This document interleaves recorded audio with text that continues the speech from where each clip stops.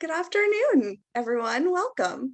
My name is Ariel Cates. I'm the Director of Marketing at the Museum of Jewish Heritage, a living memorial to the Holocaust. Now in its 24th year, the museum is committed to the crucial mission of educating our diverse community about Jewish life and heritage before, during, and after the Holocaust. As a part of that mission, our programs are meant to illuminate the stories of survivors, broader histories of hate and anti-Semitism through time, and stories of resistance against injustice. Today, we are here to discuss the experiences of transgender and non-binary folks in Weimar and Nazi Germany. We've talked before about the pink triangle and gay experiences specifically, but as the rights, healthcare access, and really the very existence of trans people are being curtailed at the whim of legislation in the United States and around the world, we're glad to be able to delve into this history today.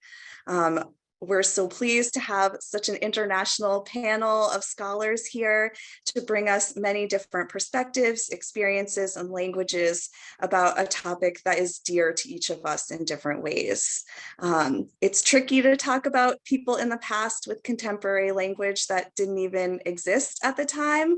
We talk about this often at the museum and our programs and our exhibitions and more.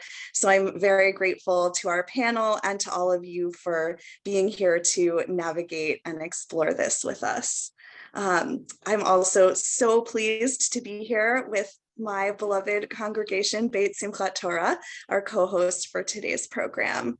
We are very honored to be joined by Dr. Anna Hykova, Dr. Katie Sutton, Dr. Bodie Ashton, and Rabbi Marisa Elana James. Dr. Anna Hájková, I've got some bios. I'm going to read them. They're very impressive. Dr. Anna Hájková is Associate Professor of Modern European Continental History at the University of Warwick. In addition to her academic work, Dr. Hájková is a queer history activist and public intellectual. In her first book, The Last Ghetto, An Everyday History of Theresienstadt, was published in 2020. Dr. Katie Sutton is Associate Professor of German and Gender Studies at the School of Literature, Languages, and Linguistics at Australian National University. She studies German culture, literature, and history in the 20th and 21st centuries and focuses on the history of gender and sexuality. Dr. Sutton's most recent monograph, Sex Between Body and Mind, Psychoanalysis and Sexology in the German-Speaking World, 1890s to 1930s, was published in 2019. Dr. Bodie Ashton is a postdoctoral researcher and lecturer at the Universität Erfurt, where he is working on the Volkswagen. Oh, this is going to be rough for me, Bodie, forgive me. Can I jump in then, if you'd like? Yes, go for it, okay. Absolutely. I work on the Volkswagen Stiftung, so the Volkswagen Foundation Freigeist project, the other global Germany. So there you go. Yes, thank you. Transnational criminality and deviant globalization in Germany. Dr. Ashton's research focuses on the construction and understanding of historical queer and particularly transgender and non-conforming identities in modern German history. His first monograph, The Kingdom of Württemberg, The Making of Germany, 1850 to 1871, was published in 2017. Rabbi Marisa Elana James, who will be serving as our moderator this afternoon, is the Director of Social Justice Programming at Congregation Beit Simchat Torah. She's a graduate of the Reconstructionist Rabbinical College, and before coming to CBST, Rabbi James helped create and lead the Rabbinical Student Program for TRUA, the Rabbinical Call for Human Rights. So just a little bit of Zoom protocol. I'm going to go off camera and on mute, but I will be here in the chat. Feel free to put questions for our panelists at any time during the talk into the Q&A function. That just helps us to keep better track of everything. We're here for thoughts and questions. And thank you so much, everyone. I'm going to hand this over to you now.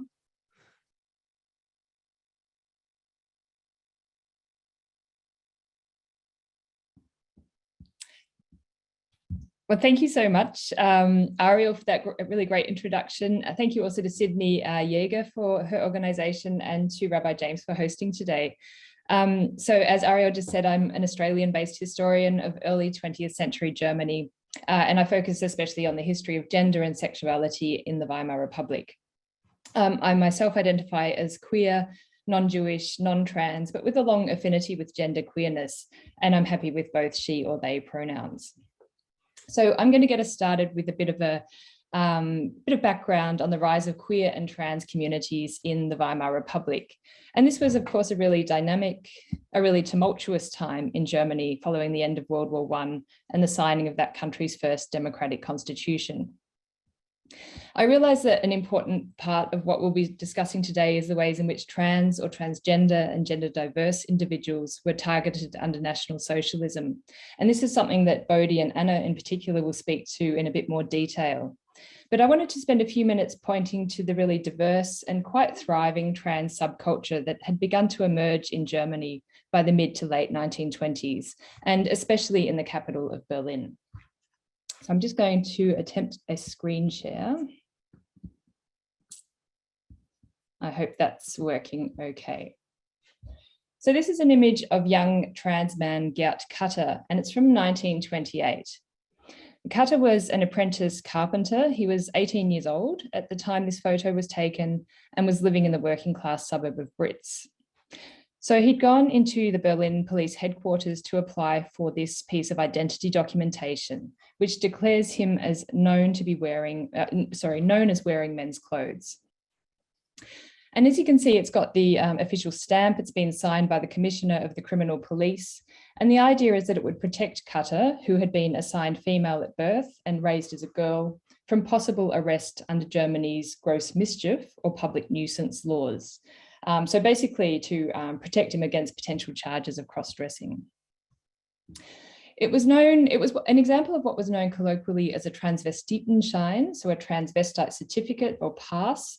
And there were quite a few of these issued during these years, especially in bigger cities like Berlin, Cologne, or Munich. And part of the process of applying for a pass like this was to get a medical certificate. So this was an early example of the kind of medical hoop jumping that trans people have often had to go through to have their identity formally recognised. But an interesting aspect of Cutter's certificate was that it was signed by the famous sexologist Magnus Hirschfeld of the Institute for Sexual Science in Berlin. And I'm sure that many of you are familiar with that institute and with the name of Hirschfeld, who you can see there on the right. So Hirschfeld attested to the authorities that Cutter was, quote, a transvestite in the clinical sense, unquote, that he needed to wear men's clothing to be able to function properly and to work.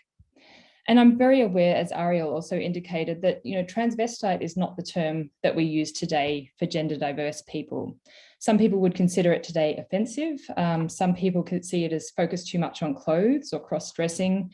Some people do continue to own it for themselves as well. But I think it's important to remember that Cutter and other trans people in the 1920s were starting to proudly claim this term as one of the first labels that was really specifically available to describe people who didn't identify with the sex that had been assigned to them at birth. And the term had been coined by Hirschfeld. I hope that you can see the cover of the book now.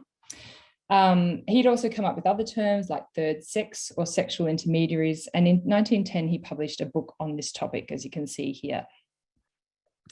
And this was followed in 1912 by an illustrated volume. And I think this illustrated volume is particularly interesting because what I'm interested in here is that it wasn't just a case of doctors and scientists sort of talking down to patients or pathologizing sex gender otherness. It was in many cases a case of individuals like the person in the center here going out, getting their portrait taken and sending it to sexologists and really asking them to spend more time engaging with different kinds of sex gender diversity. So it was a real back and forth. And what I think we're seeing by the mid-1920s is an interplay then of a new scientific language for describing different kinds of sex gender identities and new kinds of identity political formation. So new kinds of organizations that were starting to campaign for queer and trans rights. And this was certainly helped along by the fact that censorship was drastically reduced with the advent of the Weimar Republic, and the mass print media had really come into being in a big way. So I'm going to show you now some images from the Weimar queer and trans media. These are particularly from the mid to late 1920s. And you can see that there were columns with titles like down the bottom, Die Welt der Transvestiten, so Transvestites World, or simply The Transvestite, or on the right, you can see a magazine called The Third Sex, which was quite specifically dedicated to trans and gender diverse interests. So in these magazines, readers could get advice on how to avoid conflict with the police, where to shop for gender appropriate clothing. And a really important aspect of the magazines were autobiographical writings, where people could share their own story, maybe of coming out as trans for the first time, of going out in public in a dress for the first time, or just the first time they were really recognized as the gender they knew themselves to be. And an important aspect of these magazines is that they were starting to enable a sense of trans community or trans culture, even for people who might not have been able to go in person to the trans organizations or clubs, who might have lived very far away from Berlin, but who could see themselves as no longer alone, but as part of a larger community. And I think you might be able to see in the middle there, there's mention of the Vereinigung Dion, the Dion Association, which was one of the new specifically trans clubs or social organizations in the Weimar period. But I wanted to point also to the limits of Weimar liberalism around trans rights and the limits of these magazines. And as our colleague Laurie Marhofer has so persuasively argued, the right to greater freedoms for some members of society tended to be argued for at the cost of other more marginalized groups. And this is a pattern that we also see happening in the trans scene in the 1920s. So there are certainly arguments being made for trans people to be counted as, citizens with a full set of citizen rights. And that included having their identity recognized. But they tended to, these magazines tended to be dominated by very middle class interests. They tended to exclude working class voices, trans sex workers, people who had a criminal record, for example, maybe people who were just a little bit more showy with their dress. So there was a real emphasis on middle class respectability. And this emphasis you can see in these images here, where there's a lot of emphasis on words like well-dressed or inconspicuous, on being able to pass or fly under the radar and not draw the attention of police or society. So just to wrap up these opening remarks, the Weimar years represented a time of great promise for gender diverse people. There were new ways of expressing one's identity. There were new bases for claiming a political identity and wider community. But there were also some important limits on who had access to that promise and community. And the idea of middle class respectability played a very strong role in that. So on that note, I believe I will pass on to Bodie, and I will stop sharing the screen. Well, thank you so much, Katie, and thank you to everyone who's been involved in putting this event together.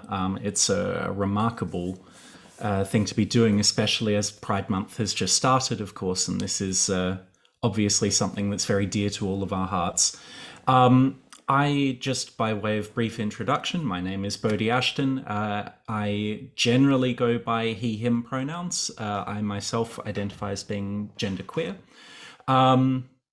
You might be able to tell from the accent that, like Katie Sutton, I am Australian, but I have ended up in Germany, and I work at the University of Erfurt. And my focus here has largely been on how queer history can be understood in the context of sort of a so-called deviant globalization, with very, very big scare quotes around the word deviant there. So how we can understand the movement of identities and the understanding of identities, as well as the policing of them. So in order to explain a little bit more of that, I do want to tell you a little bit of a story, because as has already been rather signposted so far, I'm sort of at the midpoint between what Katie Sutton has just spoken about, so the promise, but also the limitations of the early Weimar years in terms of gender and sexual diversity, and then later what Anna Hykova will talk about, where her focus is mainly, of course, the repression of the Nazi years. So I'm sort of at that midpoint as Weimar begins to collapse and the Nazis begin to gain the ascendancy. And I wasn't actually going to share my screen, but I've decided that I should, because if I'm going to tell a story, then I want you to be able to see who I'm talking about. And hopefully you can see that, because I want to talk a little bit about this extraordinary woman. She's someone who's taken up a lot of my time for the last 9 months or so. She's been the major focus of the research work that I've been doing at Erfurt, and her name, as you can probably tell from the top of the screen, is Liddy Backroof. Liddy Backroof is an extraordinary woman, and one of the reasons for that is because she gives us an extraordinary, a really unique example of someone who in this time and place and space is defining herself and defining how she understands herself, and brings back this idea, as Katie has already pointed out here, that what we really want to be foregrounding when we start looking at transgender histories and gender non-conforming or gender diverse histories of this time is that we really want to bring the agency back to the people who inhabit these identities.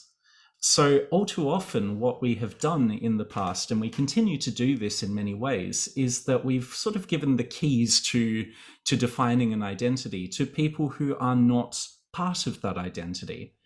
Katie has already mentioned Magnus Hirschfeld, for example, and I certainly don't want to suggest that Hirschfeld's work is not in any way, shape, or form important. But the thing about Hirschfeld is that he was a sexologist, which means that he was a scientist, which means he was an empiricist. He himself was a cisgender gay man. And what he is doing throughout the period of the early parts of the 20th century, starting from about 1908 onwards, is that he's actually writing works that are reporting what he is observing as an empirical scientist. So in other words, he's not inventing the identity of the transvestite. He is in fact inventing a vocabulary to describe that identity. But he's really reporting on the experiences of people who inhabit that identity. And what I'm trying to do with my focus on Liddy Backroof is using the extraordinary, keep using the word extraordinary here, but really it suits, using the extraordinary sources that she has left behind, we can actually see an example of how an individual understood their identity and created their identity and constructed it, not only for themselves, but in order to present themselves to a broader public, to the people they knew, and so on. So I'll keep it as short as I possibly can here, so that we can then move on to Anna to be able to talk about her brilliant research. But Liddy Backroof was a transgender woman who was also a sex worker, who lived and worked in Hamburg, having originally been born rather further south in Germany. But she moved up to Hamburg in order to really take a place within the burgeoning and very strong sex industry in Hamburg. Of course, Hamburg being a port city, it has a large number of visitors in terms of itinerant sailors as well as tourists and so on. And therefore, the red light district in Hamburg is even today very, very well known, the Reeperbahn, for example. Liddy Backroof plied her trade around the Reeperbahn and in the district known as St. Pauli, and she presented the whole time as a woman. So she understood herself to be a woman. She presented herself outwardly to other people as a woman. This was not a case of simply sort of taking on the clothing and pretending, as much of the discourse surrounding this at the time and even today would suggest. One of the ways that we know so much about her, or rather we have the potential to know so much about her, is the fact that she was arrested many times, because of course she was still, regardless how she presented herself, she was still regarded by the authorities as being a cisgender homosexual man. And again, as Katie has already said, there were limitations to the supposed liberalism of the Weimar years. So we need to remember, of course, that homosexual sexual acts were still illegal. And she was arrested on many occasions, was sent to prison on many occasions. And while she was in prison, actually, for the first couple of years, so 1930 and 31, she wrote a number of prose pieces that are intended to be sort of a creative non-fiction approach to her own life. So this was a way, basically, for Liddy to, through text and through writing prose, to use her own creativity to put down on paper her own, for want of a better term, because it is, of course, a cliche, but her gender journey, so to speak, which includes not only her feeling out how she feels about clothing and how she feels about makeup and how she feels about expressing herself as a woman, but even finding her own name. So to begin with, she signs her pieces in her dead name, in the name that she was assigned by her parents at birth, that being Heinrich Habitz. And gradually this changes. So ultimately she takes on the name of the protagonist of her first story, Liddy, then adds a surname to it, so she's Liddy van Monty, then takes on the name Liddy Backroof. I'm not at all certain where she gets the surname, but she adds the term transvestite at the end of this. But by the end of her output in 1931, she's actually dropped the term transvestite completely from her own works. So she now refers to herself solely as Liddy Backroof. There is no more mediation of this identity. In other words, she no longer sort of sees herself as being woman with an asterisk, terms and conditions apply. She is a woman. There's a lot more to say about Liddy, of course, but I might leave that till later, until we can get a few questions and answers going, and a conversation with Rabbi James, of course. And of course, we need to hear from Hykova, but suffice it to say that this story has been the thing that has really taken my interest in the last better part of a year. And I think it's one of those vital things that we really do have to delve into these periods to bring new light to the sort of diverse and vibrant histories that for so long have been lacking in our understanding of this past. So without further ado, I will stop sharing my screen and I will hand over then to Hykova. But it is, again, once more, a great pleasure to be able to speak with you here today. So Anna. Well, thank you, Bodie. This was wonderful. And thank you, Katie. It's a great honor to speak in your presence. Many thanks to Sydney and Ariel for inviting me. And I want to say that my pronouns are she, her, and I am a cis woman who is queer and kind of partly Jewish, even though I still am trying to figure that out. And I guess the reason why I have been invited to speak here today is that I'm a Holocaust historian, unlike my two predecessors. And of course, we are hosted here today by a Jewish History Museum, by a Holocaust Museum, and I cannot stress enough what an enormous step that is that you guys are organizing this. And I hope it's one of many events to come, not only with you, particularly in New York, but around the world.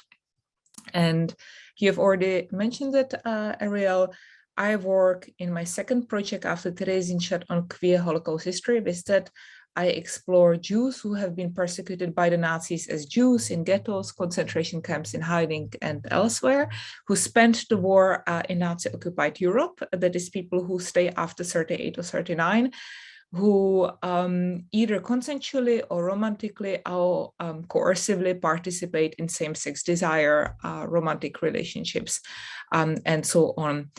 And unlike my two wonderful predecessors, until recently, I have not really worked or thought much about trans history. Sure, I taught it. And when I came across these stories, I passed it on to my colleagues. But when I got invited to this event, I thought, selfishly, it is a good intellectual shake-up moment for me to think about stories in my research that are genderqueer relevant, and kind of give myself a challenge. How can I feed it to the bigger research? But also, I am constantly aware of the topic that my research is often interpreted as uncomfortable, or even if people want to make me feel particularly unwelcome, as controversial, and that there's a bit of a binary thinking in which queer people in the Holocaust are always Gentile, and all of the Jews are heterosexual. And therefore, I thought it is actually worthwhile taking in this interpretation and to explore some of the topics here. I want to, before I go to 3 case studies that I want to discuss with you, make a point about pronouns. I will be discussing all of 3 people using the somewhat anachronistic pronouns as they, because I do not know how they have themselves self-identified. And in a way, I use here they as a placeholder in not knowing more about them. And I thought the following 3 case studies are a bit of a tastemaker of what research could be done for people who will come after me or who are working at the same time. And I will come to that at the end. So without further ado, I want to start sharing my screen, and I want to introduce you to Arnold Greenspan, who was born in 1904 in what is today the Czech Republic, and then after 45 was Czechoslovakia, in Krnov, or in German Jürgendorf. And this is an area that in 1938 was annexed to Greater Germany, to Sudetengau. He was, they were half Jewish, but because they were not members of the Jewish community, they were not persecuted as a Jew. Their mother was deported to Theresienstadt, and in 1944, Arnold was sent to forced labor in what is today France on the Atlantic fortification in Cravant-Bazin. After the war, they got married. And in the 1950s, they got into large difficulties with socialist authorities. Ironically, they were accused of fascism. The reasons in the eyes of the secret police were that Arnold stayed in touch with their ethnic German friends and also relatives who were expelled to Austria and to West Germany because their Czech was poor. And eventually they were sentenced to 4 years in prison and spent 2.5 years in prison. After they were released in the 60s and 70s and they died in the 1980s, they were known in Krnov as a person who wore women's clothes.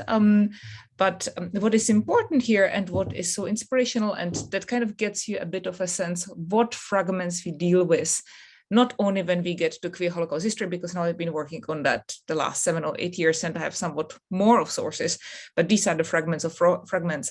And we have someone like Arnold Greenspan, who is told as a curiosity.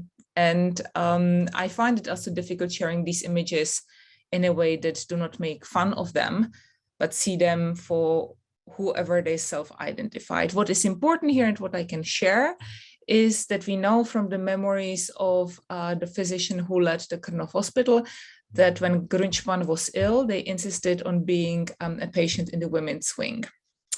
So for that, then I want to also show you an example of blind Elim, and that is the story of Zale Adamson, who was a physician nearby Tübingen. And in this catalog, Queer durch Tübingen, a wonderful catalog on queer stories around Tübingen, some of them are Jewish, is also the story of Adamson, where the author, Professor Zandvoort, speculates, and I really appreciate Zandvoort's work, whether they were intersex.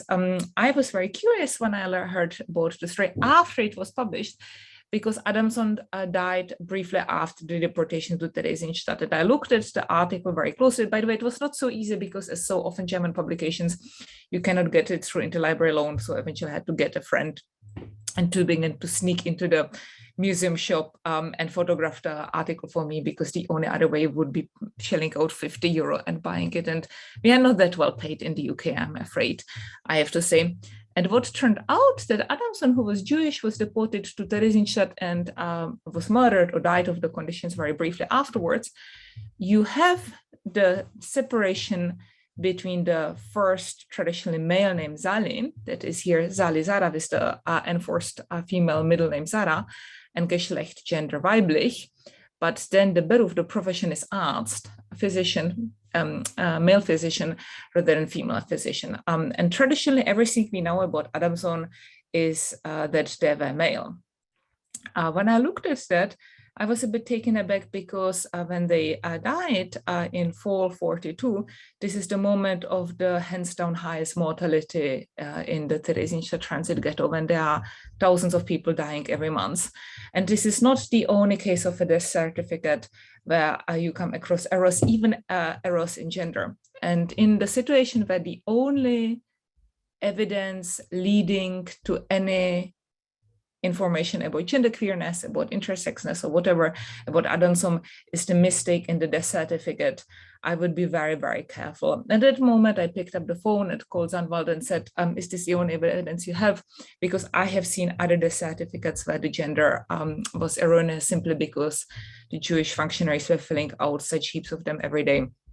And this is, I thought, would be worthwhile also showing you how incredibly important it is when we think about this history, is to have a very, very firm context in the histories of the ghetto or concentration camp at hand, because I would actually not see this as a sufficient evidence.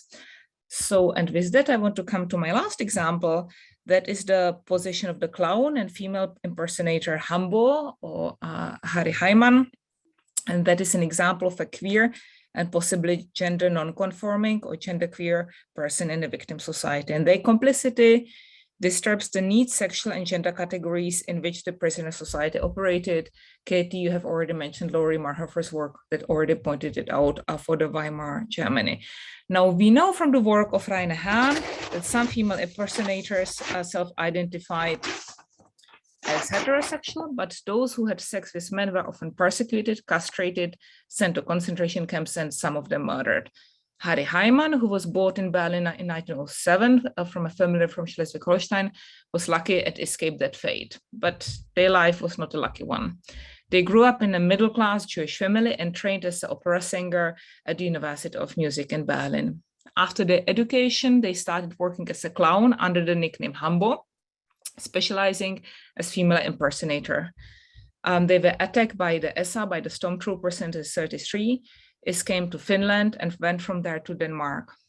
They worked as a member of the Cavallini clown group, toured Europe and America, and worked at Tivoli in Copenhagen. I'm able to know that because I was able to pull their reparation file from Berlin, a reparation office. In October 1943, Hambo was among those about 500 Jews in Denmark who were captured by the Nazis and deported to Theresienstadt. And it is in Theresienstadt that Hambo became a fixture of the cultural life as a comedian, clown, and female impersonator. This is a little bit more of neutral drawing of Hambo by František Lukáš, today held in Yad Vashem. But the stories about Hambo, unlike two of the better known queer men, and now I will start using men because we know about the two other of them, Freddie Hirsch, about whom I have published, and Ralph Oppenheim, about whom Sylvia Tarabini has written, that Hambo was not interpreted in this context, and this is how they were interpreted so far, and then I have a bracket, no longer as a young and beautiful man. And why do I say interpreted or not interpreted? Because pretty much no one has written about queerness in Theresienstadt until I came along. And then I started thinking about Hambo, and for the longest of time, I made sense of Hambo as a gay man. And it is only in the last few weeks, as I was been kind of pondering how to prepare this presentation, that I thought in order to make space, I also need to make the next step and change the pronouns. So this is what I wanted to make obvious. Hambo were at that moment 37 years of age and very thin. Oppenheim, a fellow deportee from Denmark, younger and more conventionally attractive, mentioned his fellow inmate a few times in the diary, and often quite cruel. And I will share a quote, and I want to give a trigger warning because it's quite in your face. I quote, "With mother in the cafe house, where we were invited by Peter Deutsch, who directed the orchestra, met Hambo, who entertained us, much thinner, more sharp in his face, whatever can have caused that. According to he say, he fornicates his soul out of his body. He, however, got more to eat more than most other people, a part earned by his performing and part he probably earned by lying down. How the fuck is this possible with this measly appearance, little one?" End of quote. I warned you, this is pretty much in your face, and this is really how Oppenheim has written about most of the people around him. Oppenheim, and here I want to build on Bodie's important point about sex work and gender deviance. Oppenheim speculated that Hambo earned extra food through sex work, indicating that there was a market for queer prostitution in Terezín, which is quite important because I looked for it, and this is one of the very few indications that I have. But it is also possible that Oppenheim's remark was simply nasty rather than informative. Hambo was also placed in context of other forms of transgressive sexuality, just like Friede Hirsch, about whom I have written in Tablet. Hambo too was rumored to have tried to be close to young men and boys. And Arnold Lustig, the famous Czech Jewish Holocaust survivor and novelist, has written a short story where he kind of depicts them as a pedophile, and Jiří Holý, a Czech colleague in literature, has analyzed that point. And one more source that I want to show is the image Hambo de Zinga kept by the Los Angeles Museum of the Holocaust that I'm happy to see in the audience today. It's a wartime sketch by Elie Lesclier, redrawn after the war, speaking poignantly to Hambo's campness in that it shows their red lips and fake eyelashes. Their falsetto voice is eluded in the rising notes. But all this is shown in combination with signs of an aging, visibly Jewish man. The receding hairline, wrinkles, glasses, and aquiline nose, the big nose, together radiate a homophobic message, and the homophobia is also expressed in something that alludes to anti-Semitism. To the viewer, Hambo does not come across as congenial, nor do they appear funny by their actions. We laugh about them, not with them, because they appear as a shrill and tacky aging drag queen. Hambo was lucky, they survived. Their health was really bad, so they were never able to work as a clown.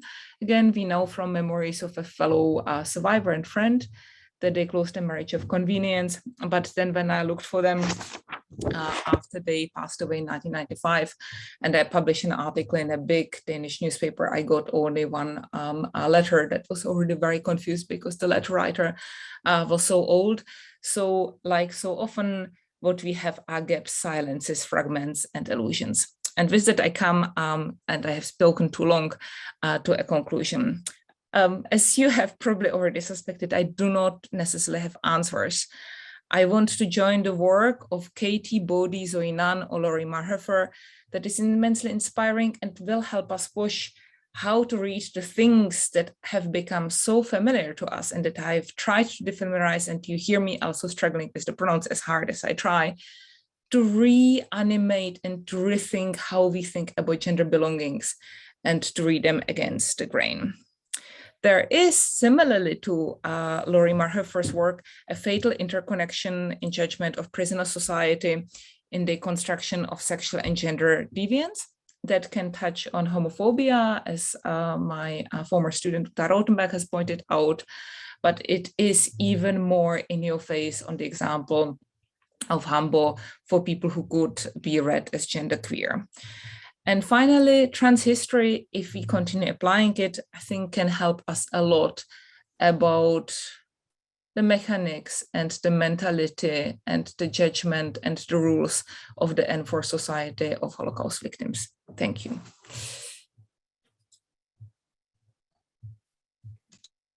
Anna, Bodie, Katie, thank you each so much. This was just such a richness of material and such a fantastic opportunity to see and to hear about some of these stories. And I love how we kind of went on a timeline through from the Weimar Republic into Theresienstadt and this arc of what people were experiencing. I do want to encourage people. I've seen a few questions come up in the Q&A box. Please feel free to ask questions in the Q&A box specifically. I've been trying to keep notes from the chat, but it does fly on very quickly. I actually want to start by asking, and I'd love to hear from all of you on this. I think something that came up a lot is about the tension between pushing boundaries and conforming to expectations, and like, you know, what it, you know, gender conforming stuff, right? This comes up in queer communities so much. I see young trans people especially talking about this so much. As Katie put it, like, right, you know, the visibility versus trying to be inconspicuous. And people have different goals individually, right? But in terms of that, you know, who's trying to change the way people see them, and who is trying to fit the images that they assume people will have of them, and how do you see that shifting in the time periods that you're each working in?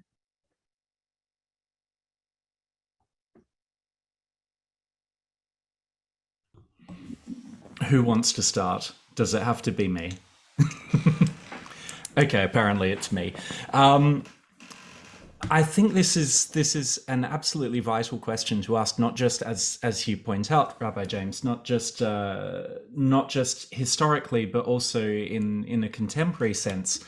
We constantly come across this question of, well, you know, what exactly is gender conforming and conformity, and what does that mean, and what does it actually, we get down to very, very basic questions here. What is it to be a man, a woman, a gender diverse person, a non-binary person, so on and so forth?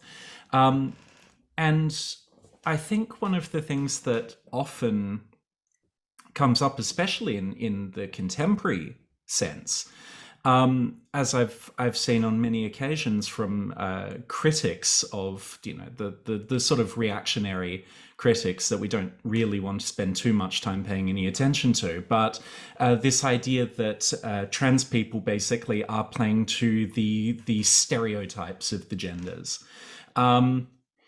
From my research, for instance, and I can really refer back here to this research that I've been doing on Liddy Backroof, for example, and a couple of others who come up in this.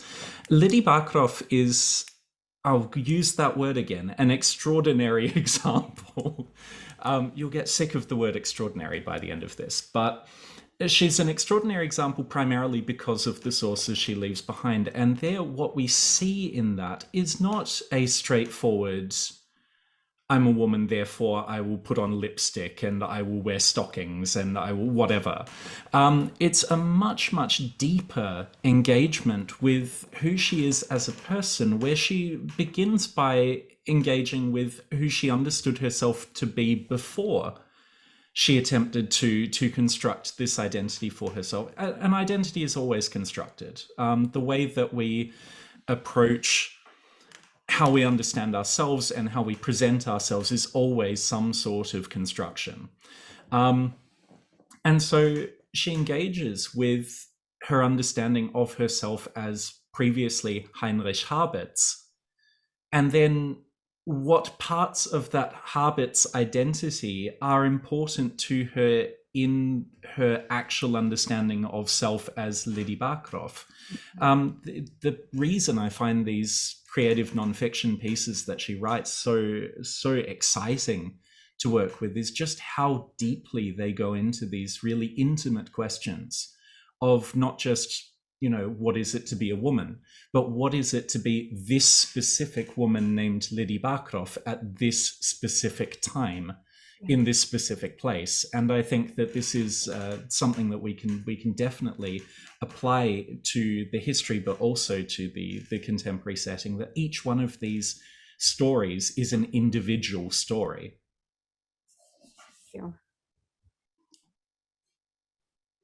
I'm happy to jump in now. It is a fabulous question, and I'm sitting here trying to think, you know, from what angle could you approach it? Because this question of visibility is just so so crucial. But I think, I mean, an interesting point that I think Bodie made was that, you know, trans people were sort of actively creating, I guess, a new sense of trans visibility, and they were doing that also through visual media and photography at this time. So one of the things I'm interested in is how is a new, specifically trans aesthetic being created, and in some ways, you know, people were also using sexological textbooks as a kind of channel to you know, to communicate with others who, you know, had a similar identity as well. So there's a lot of agency, I think, in how people were engaging with sexologists that I would just sort of add, I guess, in conversation with Bodie's comments. But perhaps picking up on a point that I think MJ Kaufman made in the chat, you know, also what are the differences between, you know, trans masculine and trans feminine experiences? And I think that the politics of visibility in Weimar was quite different for these groups, and that caused also in some ways different kinds of tension. I think trans feminine people were much more likely to come into conflict with the police. They were much more likely to be pulled up into a court case. I can think of the case of like Tony Simon, who went to court in 1929, so a trans feminine person who did decide to wear a dress to court quite bravely, I think, really claiming that trans feminine space in court. The judge did fine them 100 marks, but they also said, well, actually, if the police are issuing transvestite certificates, we really need to go along with that. So there's also a kind of liberalness to the police approach that the courts were having to follow. I'm getting a little bit off track, though. I think that for trans feminine people, there was a lot of vulnerability, I think, especially in trying to go out on the street and live your gender in public and particularly in the workplace. And for trans masculine people, there was a lot more capacity to, on the one hand, fly under the radar and to very easily pass. There were a lot of stories in the media of people who were sort of discovered after their death. I mean, that trope of discovery already sort of undermines the identity that they live, but I think it points to the capacity to sort of pass or live according to their gender identity for long periods. And at the same time, there was an incredibly masculinized aesthetic in the 1920s. There were the short haircuts, there were the straight dresses, there were the suits. I mean, we think of Marlene Dietrich, you know, swanning around in a tuxedo and smoking cigarettes. I mean, it's a very queer masculine aesthetic that was being propagated right across sort of popular culture and all of the mainstream women's magazines and fashion magazines. So in some ways, they were kind of the queer radical edge of something that was really sexy and popular anyway. So there's quite a different dynamic going on. And you can imagine the kinds of kerfuffles this caused as well in the trans scene between on the one hand, between trans people who identified as heterosexual or homosexual. So that was one sort of big line of contention between trans feminine and trans masculine people, but also within the lesbian scene, because there was a lot of crossover between the lesbian scene and people who identified as masculine women or as transvestite, but they would have identified themselves as transvestite women. And there were quite explicit debates that played out in the trans media between these different groups. It's a slightly wordy response to the question, so I'll pass over to Anna. Thank you. I will spin the question a little bit differently. And I will speak it about why do we talk about trans histories today and why have we not talked about them 5 years ago or 10 years ago or 20 years ago. And that is that histories are done about topics that are seen as permissible and that there is a push for us to engage with. And we all know that in field of queer history and in queer studies, trans is the topic of today. Not only is there a very significant pushback, and since this event takes place online, but takes place in the US, we know what has been happening in Texas and elsewhere, but it is kind of the big topic and it's good to take it on board, and with that it becomes permissible. But this permission doesn't come from Jewish studies and doesn't come from Holocaust history.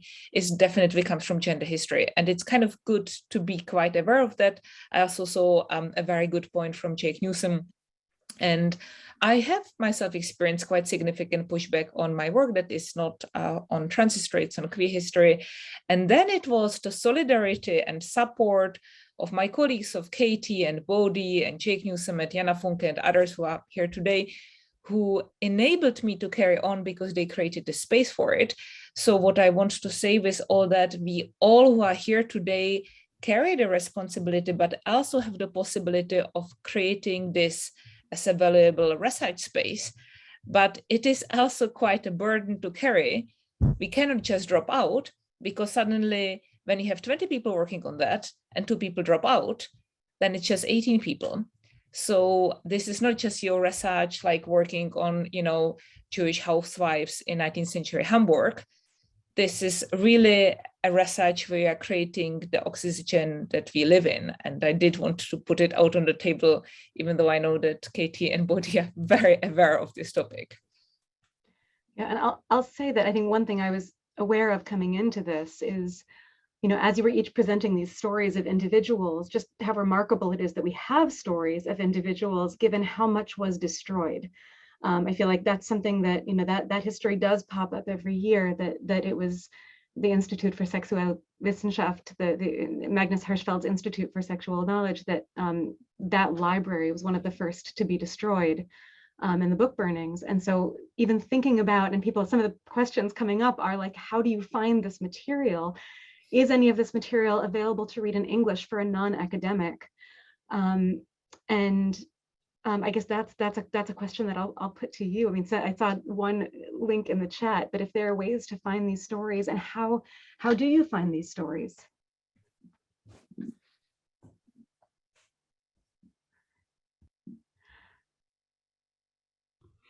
I feel like we're all undergraduates again, not wanting to be the first one to answer, so I'm just going to do it. Fortunately, I taught university for a while, so I'm good at being quiet and waiting. Well, that's fine. I'm perfectly happy to jump in to be the first one for this one again, because I do like telling the story about how I end up becoming involved with the story of Liddy Backroof, which was completely serendipitous. It was entirely the case that I happened to be trawling through, God, I can't actually entirely remember which secondary materials at the time. I was looking for generally queer people, so queer experiences in this sort of period within Germany. I was casting my net very, very wide. And then I discovered that there is this in Germany, in many places in Germany, there are these Stolpersteine, the stumbling blocks. They're the memorials to people who were deported and usually, not always, but usually killed as a result of the Nazi terror. And you often see them in Berlin and in Hamburg and so on. They're in the ground. They're brass. They usually have the name of the person. So hier wohnte whoever, and then followed by ermordet in Auschwitz or something along those lines, and the year that might have happened. And I came across a photograph of one particular Stolperstein, which was one that had 2 names on it. And as far as I know, it's really the only one in Germany that has 2 names for the one person on there. And it was hier wohnte Heinrich Habitz in big letters, and then in much smaller letters with scare quotes around it, Liddy Backroof. And so this sort of started the question, well, why? What's happening here? And then, of course, once that question came up, and then sort of finding out a little bit more about, obviously it meant searching for this person, Heinrich Habitz, because the records that existed and continue to exist in the Hamburg State Archive are very, very extensive, but they're all listed under the name Habitz Heinrich, not Backroof Liddy, because the authorities still considered Liddy Backroof to actually be Heinrich Habitz and not a woman, but a man. So then there's dealing with that, but also why in the remembrance are we foregrounding the name that the person did not live by, and therefore the experience and the identity that they did not inhabit in their lives? So these were really the questions that started firing my research here. And then, as I said, I was extremely fortunate to have the amount that was there remaining in the Hamburg State Archive, which is why I continue to say how unique this case is, that there is just so much that's there. But a lot of this, I feel, does come down to a bit of luck, and certainly reading between the lines, because so often we do have to very much read between the lines and read into a silence, and at least try and start feeling out what could that silence mean, and therefore where can I maybe hear the whispers rather than only the silence. I think that they're really good points, and that the point about often dealing with really fragmentary records with a few hints, or with just piecing together people's stories. Also working on, I mean, there are a lot of, I think, researchers in Germany who for many years have been doing a lot of really detailed archival research, often without any institutional support. And I think also, paying due tribute to that, hard research that has gone before us as well, to enable us to know some of the names. I think more recently, one of the ways of getting the stories out there, especially to an English-speaking audience, I mean, TV and podcasts are a really interesting avenue. I'm cautious to mention transparent because I know that it has been mired in all sorts of political issues related to Me Too. But I do think that Series 2 was super interesting in the way that it, revisited Hirschfeld's Institute for Sexual Science and brought together trans and Jewish histories and sort of ideas of trauma across multiple generations as well, in very interlinked ways. And I thought the way that they represented that institute was very well researched, and a really emotionally effective way of connecting with those histories and those stories, even if in a fictionalized sense. And I would also point to, there's a great podcast, Adventures in Time and Gender. I know that Jana Funke, who's online, was involved in that. Also a great way at sort of unpacking some of those early trans histories and gender diverse histories as well, in a really kind of accessible but extremely well researched fashion. So I think there's a lot of exciting work going on at the moment in this space. And I have heard of another potential TV series in development as well, that would be looking specifically at Weimar gender diverse lives. So I think that TV is a really exciting option. And I guess there's still the question of how do we, what kinds of written sources might be out there, especially if you can't read German. And I do think there probably are some gaps there as well. And how to do that well is sometimes a bit of an issue as well. Yeah, maybe I'll just leave that there, except to note that in terms of the silences in the archives, I think that trans and gender diverse people of colour, we know very little about those experiences in Weimar. They're people who have not tended to leave many traces in the archives. And I think it's a silence that's very important to acknowledge. Yeah, okay. I want to add my 2 or 3 pens. One is, unlike my first book on Simchat, where I basically figured out all the collections on Simchat, and then I went like a carpet bomber and searched through them all, and then I thought a lot about what it means, and then I sat down and wrote the book. Now I'm looking for fragments, and I find echoes, and then I start researching, and sometimes I find some more, and then I can start thinking about writing a book.